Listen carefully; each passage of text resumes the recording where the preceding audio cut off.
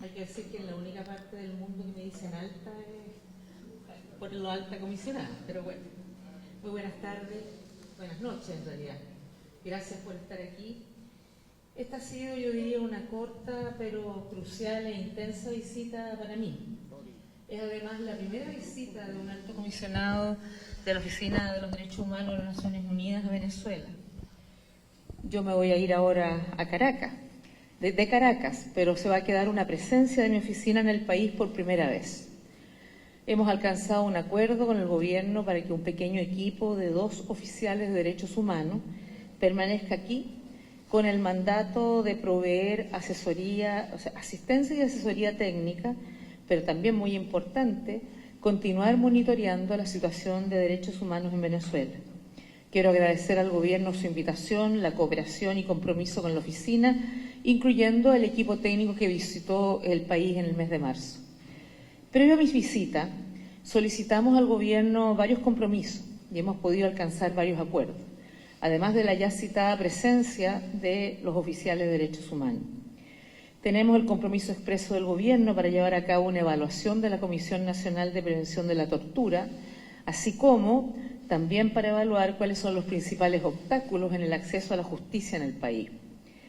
Fue profundamente doloroso escuchar el anhelo de las víctimas y los familiares por obtener justicia ante o graves violaciones de derechos humanos o víctimas de la violencia política por ser partidarios del régimen.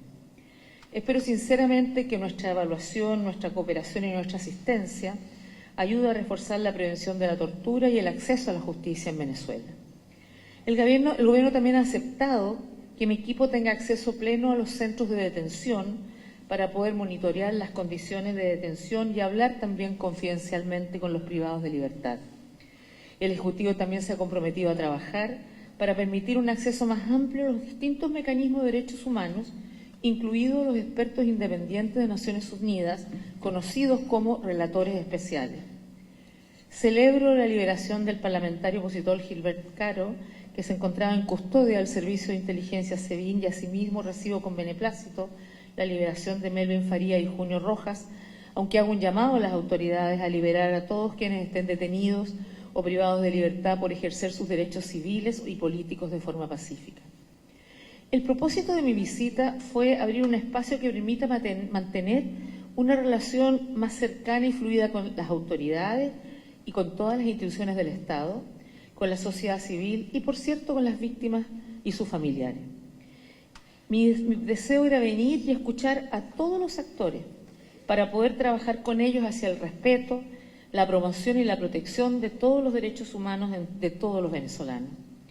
Durante mi visita me reuní con el presidente Nicolás Maduro Moros y con varios ministros de gobierno y otros altos cargos, incluyendo el canciller, el ministro de Defensa, el de Interior y aquellos a cargo de las carteras relacionadas con los derechos civiles, políticos, económicos, sociales y culturales. También mantuve reuniones con el presidente del Tribunal Supremo, el fiscal general, el defensor del pueblo. De igual manera, sostuve una reunión con el presidente de la Asamblea Nacional, Juan Guaidó, y otros parlamentarios de distintos partidos políticos, así como con el presidente de la Asamblea Nacional Constituyente. También conocí a víctimas de violaciones de derechos humanos y a sus familias.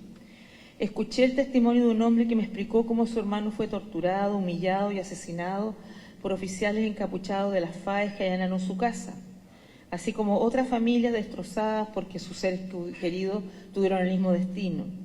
Un padre me mostró muy orgulloso el trofeo y las medallas que su hijo había ganado jugando al baloncesto antes de ser asesinado mientras participaba en una protesta el año 2017. Una madre me relató el asesinato de su hijo de 14 años durante las manifestaciones del 30 de abril de este año.